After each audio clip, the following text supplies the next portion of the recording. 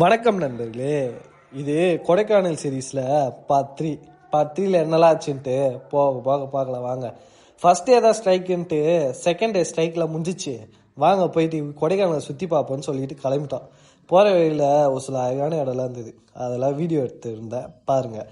சரி, அங்கேருந்து போகிற வழியில் ஒரு கோயில் இருக்குது பார்ப்போன்ட்டு போனோம். அங்கே பார்த்தா நம்ம நண்பரோட ஃப்ரெண்டு யாரோ உட்காந்துட்டு இருந்தாங்க. அவங்க நம்மளை கலாய்ச்சாங்க. அதனால ரிவெஞ்சுக்கு நான் கலாய்ச்சே திருவன்ட்டு எடுத்து வீடியோவில் போட்டேன். அப்புறம் அங்கேருந்து இன்னொரு கோயிலுக்கு போகலான்ட்டு போயிட்டே இருந்தோம். போகிற வழி ஃபுல்லாகவே மழை தாங்க. கொஞ்ச நேரம் அப்புறமா அந்த முருகர் கோயிலுக்கு வந்துட்டோம். இங்கே கொடைக்கானலில் இந்த முருகர் கோயில் ஃபேமஸ்ன்னு சொல்லிட்டு இருந்தாங்க. இங்கே ஒரு சில ஆக்டரும் வந்திருக்காங்களாம். இங்கே பக்கத்துலேயே ஒரு சில இடம்லாம் பார்த்தேன். இங்கே வரும்போது டிரைவர் அண்ணன் சொன்னார், இங்கே தான்ப்பா விடுதலை பார்ட் 2 எடுத்தாங்க, இந்த விஜய் சேதுபதி ஒரு வீட்டுக்கு நடுவில் பூந்து ஓடுவார், அது இங்கே தான்னாரு. ஒரு வழியாக கோயில் உள்ள போயிட்டு தரிசனம்லாம் முடிச்சுட்டு எல்லாரும் வெளியே வந்துட்டோம்.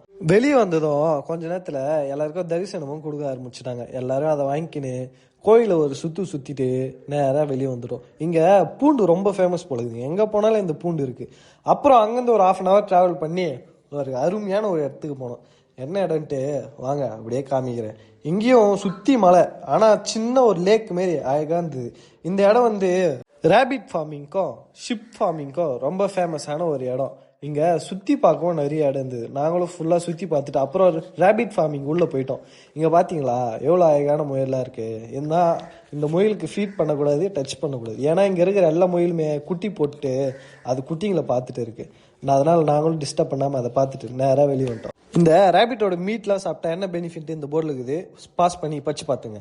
அப்புறம் அங்கேருந்து கொஞ்சம் தூரம் போன உடனே இந்த இதுவெலாம் இருந்தது, விளையாடுற இடம்லாம்.